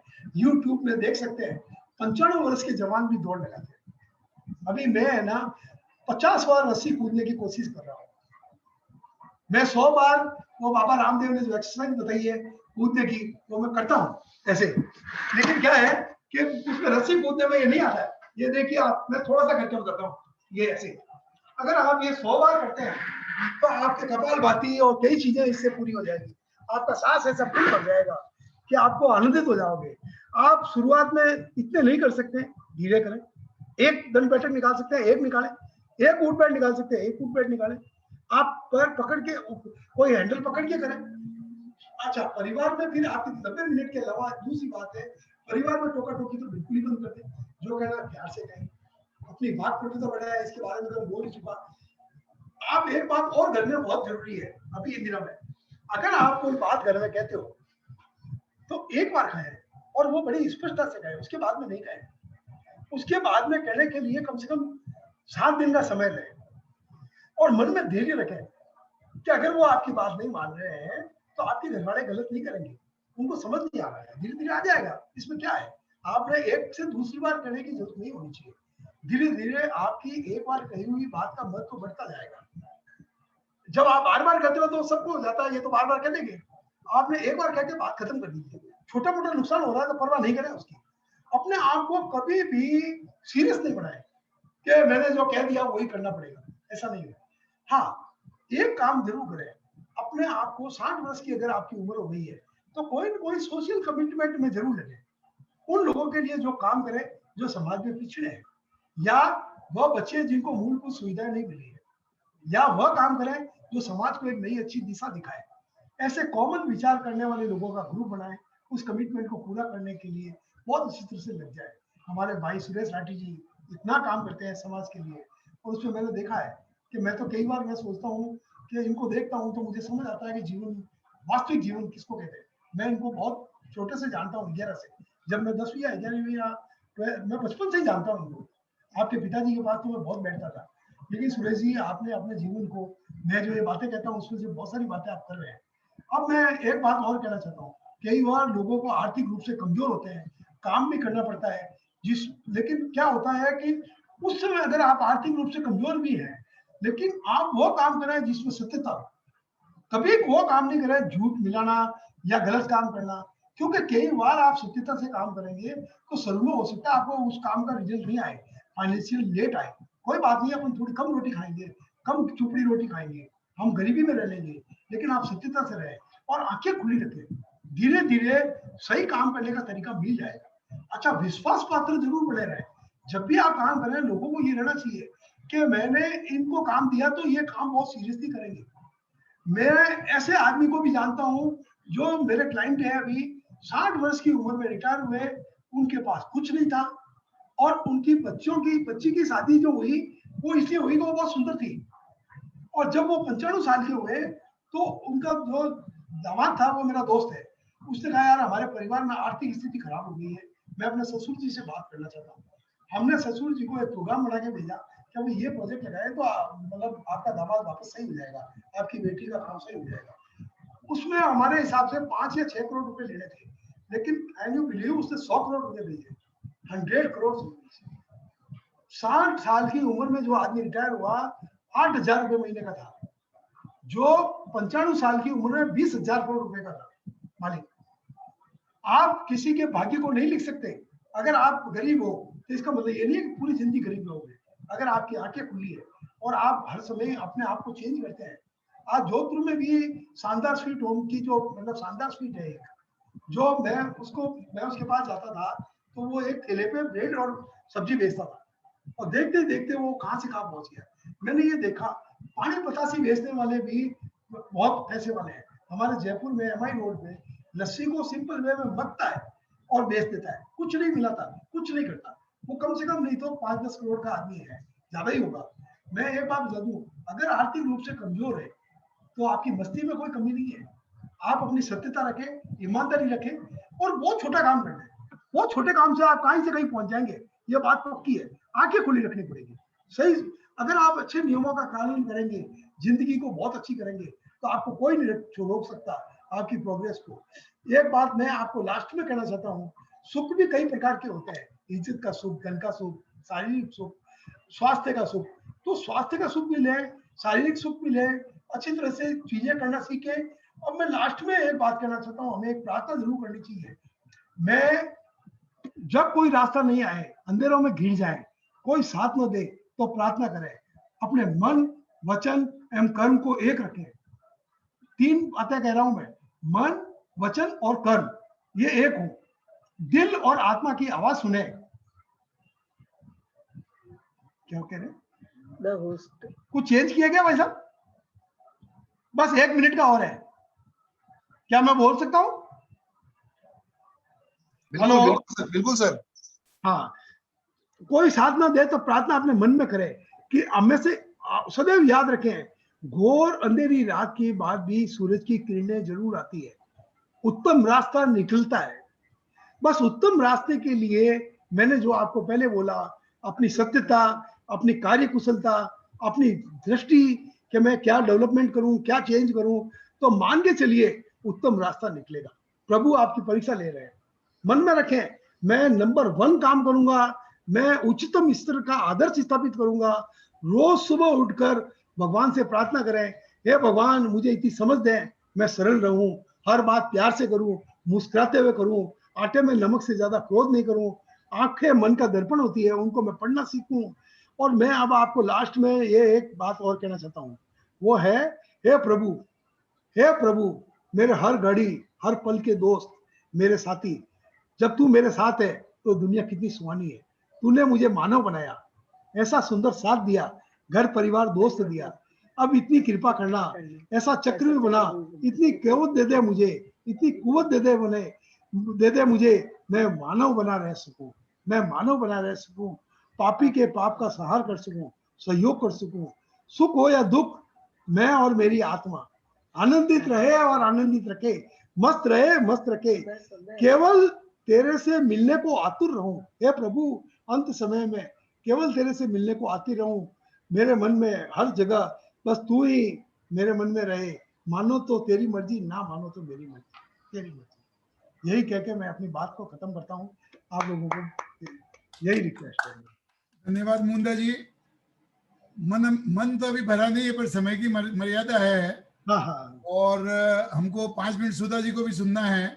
और आज इनको सुन लिया, नेक्स्ट टाइम मुझे नहीं, आपको तो खाली इसलिए सुनेंगे, कोई वो एक हर आदमी के पीछे सफलता में एक औरत होती है। नहीं, यहाँ मेरी सफलता नहीं, बॉस की सफलता है, सुधा की।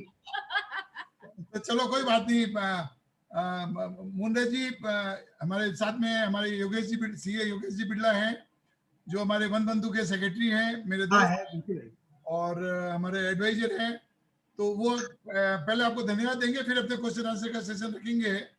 तो योगेश जी आप प्रकट हो सकते हैं। बिल्कुल मैं प्रकट हूँ सर, आई एम हियर। जय श्री योगेश जी कृष्ण। की खासियत है, प्रकट हो जाते हैं। प्रकट तो मैं सर 9 बजे हो गया था, क्या है कि आप प्रकट नहीं थे, मैं यूं कह रहा हूँ आप प्रकट भी हो का दूसरा नाम योगेश है।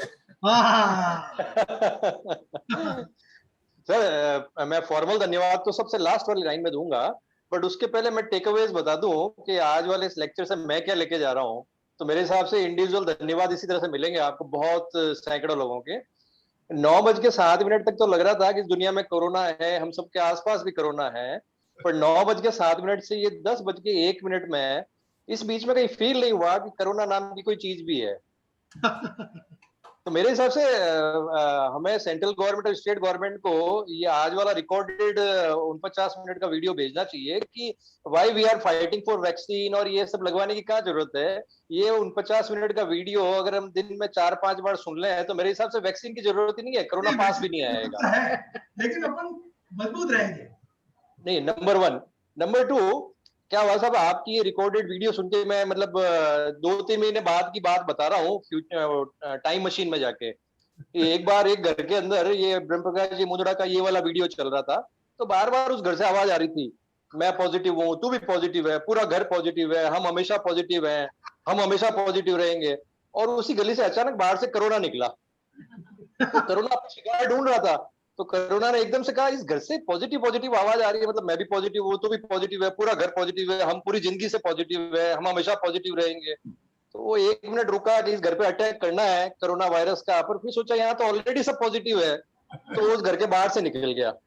नहीं हुआ क्या कि थोड़ा सा आपको कम ध्यान पड़ा, वो अंदर घुस गया, लेकिन पॉजिटिव नेगेटिव हो जाता है। सर मैं अभी ज्यादा मैं सबको डराना नहीं चाहता, इसलिए अंदर नहीं घुसा रहा हूँ अभी कोरोना को। मैं घर के बाहर से सोशल डिस्टेंसिंग के साथ सही कोरोना बात। को विदा कर रहा हूँ। बिल्कुल। तो उसने इतना पॉजिटिव सुन लिया। तो एक तो ये सबसे बड़ा वैक्सीन यही है कि आपकी इन सारी बातों से हाँ, धन्यवाद 3 रूप से ज्ञापन करता हूं मैं वन बंधु परिषद के सेक्रेटरी के नाते, तन मन और धन से। तो तन से तो ये है सर कि जो मैंने Thank you. बताया कि पिछले 49 मिनट में हमारे तन के आसपास करीब 20-25 फीट तक कोई कोरोना नाम की चीज नहीं थी, क्योंकि बॉडी का ऑरा इतना पॉजिटिव हो गया था। मन से धन्यवाद इसलिए कि आपके इस 49 मिनट के व्याख्यान से बहुत सारे टेकअवेज पूरी जिंदगी अपने को पॉजिटिव रखेंगे। कोरोना चला भी जाए तो हम पॉजिटिव रहेंगे। बिल्कुल सही है। सही कह रहे हो। और धन से धन्यवाद इसलिए कि किसी को कोरोना भगवान नहीं करे हो, पर हो भी जाए तो मेरे हिसाब से सिर्फ ये वाली आपकी बातें सुनते रहनी चाहिए और बाकी तुलसी गिलोय और नींबू का कुछ बूंदे लेती रहनी चाहिए।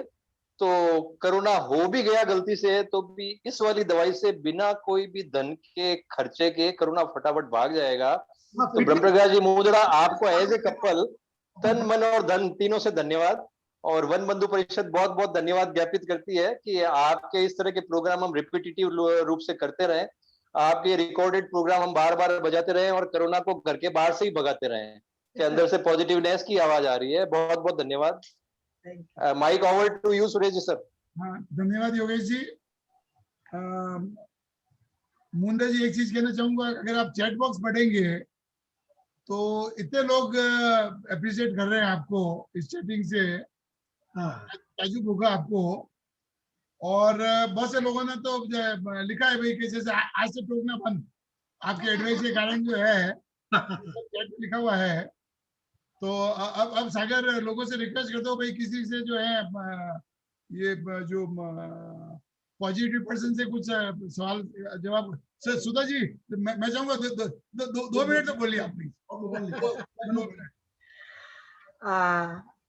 सबको जय श्री कृष्णा। मैं एक ही बात कहना चाहूंगी, अगर आपको पॉजिटिव रहना है तो खूब मस्त रहना पड़ेगा। आपको अगर हर दिन हर वक्त एंजॉय करना पड़ेगा उसके लिए। अभी हाल ये है कि घर में अगर सर्वेंट नहीं है तो काम हमें करना पड़ता है, तो उस पर गुस्सा तो खैर आता है, नो डाउट कि भाई बहुत काम हो जाता है कभी तो, लेकिन उसको फिर धीरे धीरे गाने गाते हुए काम करो। खुद का जो इंटरेस्ट है उससे काम करो तो आपको एनर्जी ही मिलेगी उससे। तो और हंसते रहो ताकि एनर्जी आती रहे काम में।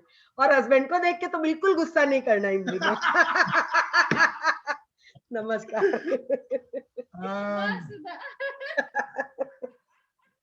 मैंने सुधा जी लाइफ में पहला कपल देखा है जो साथ में है और 1 घंटे तक हंस रहे हैं। हाँ, तो सागर अब क्वेश्चन के लिए या तो हैंड रेज करा दो या चैटिंग में लिखो, तो किसी को कोई मतलब गुरु मंत्र फोकट में लेना है तो चार्ट अकाउंटेंट से ले सकते हैं। बिल्कुल। किसी को भी कोई क्वेश्चन अगर पूछना है तो आप अपना हैंड रेज कर सकते हैं या चैट बॉक्स में यस टाइप कर सकते हैं।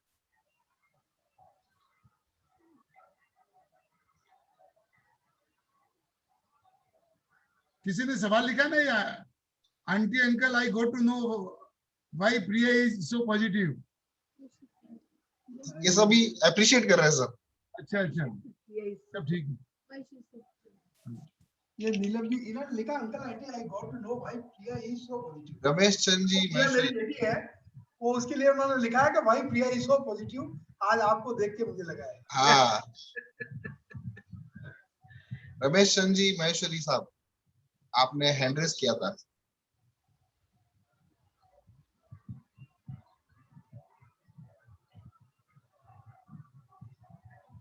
चलो सबको मुंडा जी बहुत मजा आया।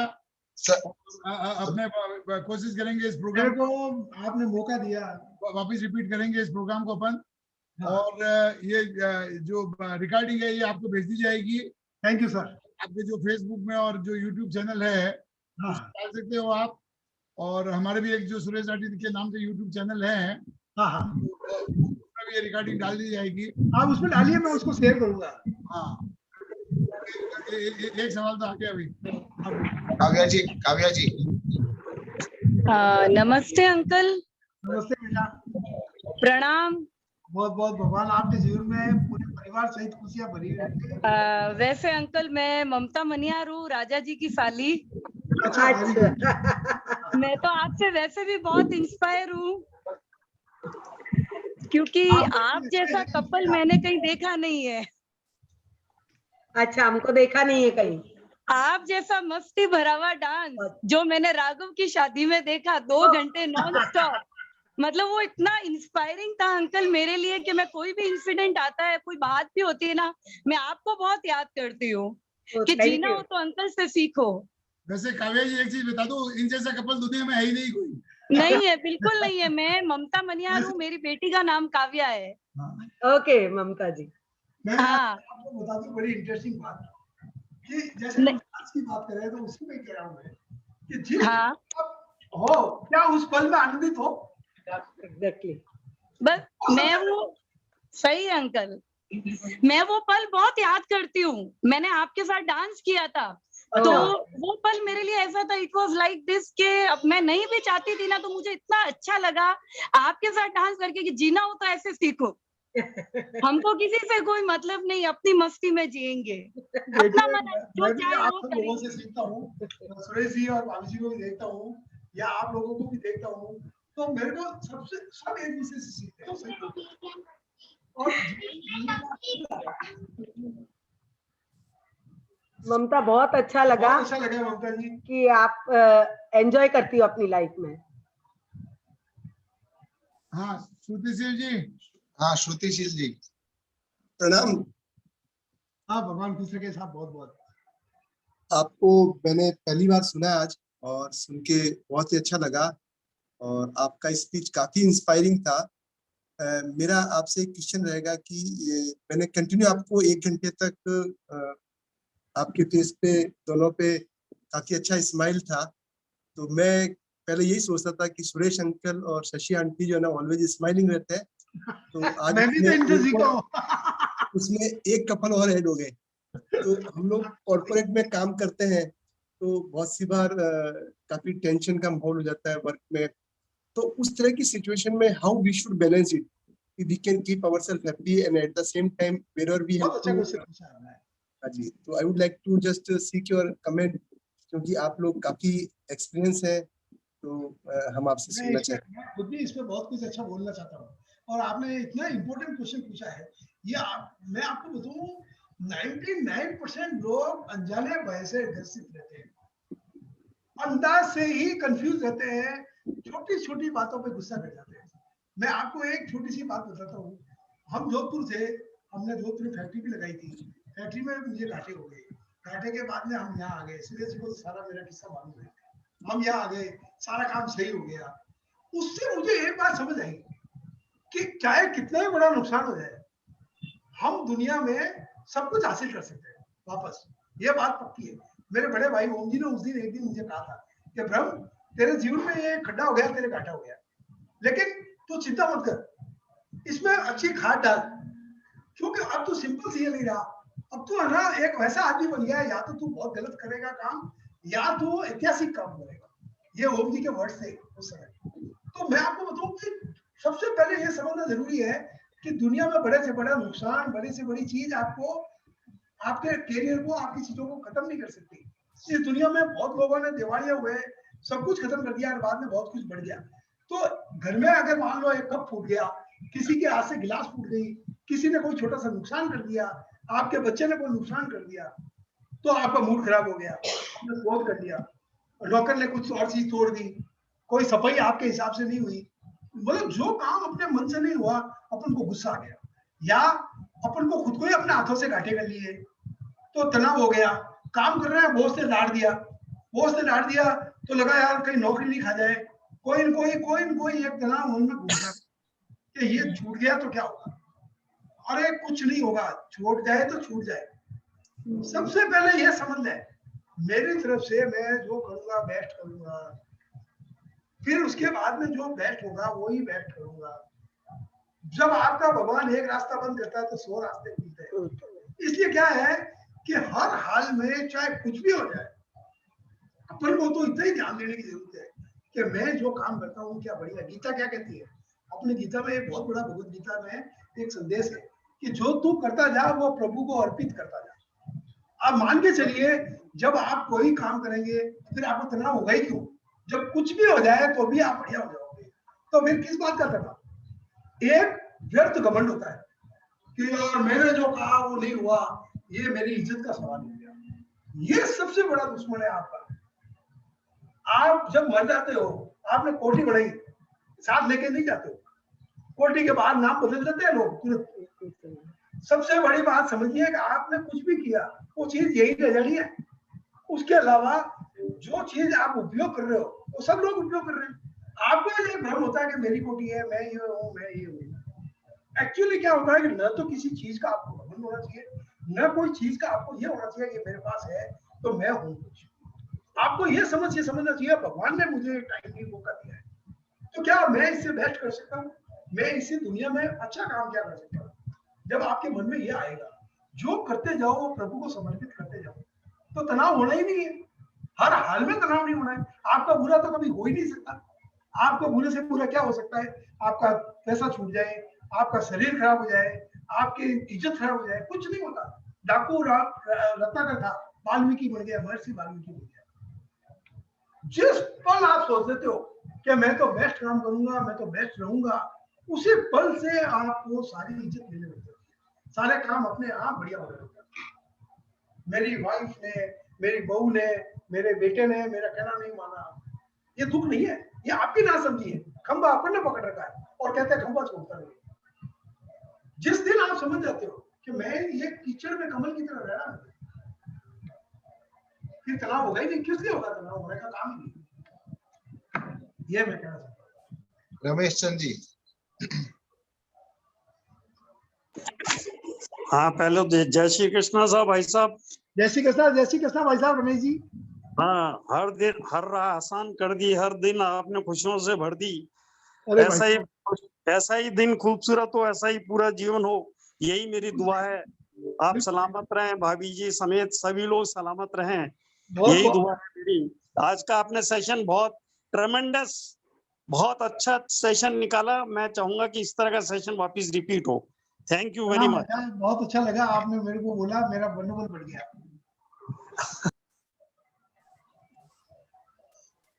मुंडा जी, खाली एक बात करके अपना ये आज का टॉपिक खत्म करते हैं। हाँ भाई, आपने जो बार बार प्रभु का नाम लिया, हाँ, तो उसमें लोग बाग जो है लक्ष्मी को तो चाहते हैं, नारायण को नहीं चाहते हैं। और मेरा ये मानना है कि बिना नारायण को चाहे हुए लक्ष्मी नहीं मिलेगी। कैसे? सही बात है। तो लक्ष्मी नारायण में सब लोगों से यही रिक्वेस्ट है कि लक्ष्मी के पीछे जरूर भागे, पर उसके पहले नारायण के पीछे भागे, जो तभी लक्ष्मी मिलेगी। एक बात मैं बोलूं इसमें? हाँ बोलिए। बाबा बाबा सब कहे, मैया कहे न कोई, बाबा के दरबार में मैया कहे सो होई।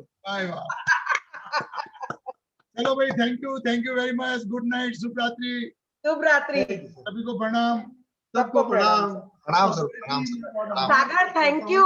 आपने मुझे बहुत अच्छा लगा। Okay bye. सागर को भी thank you. Thank you sir, thank you.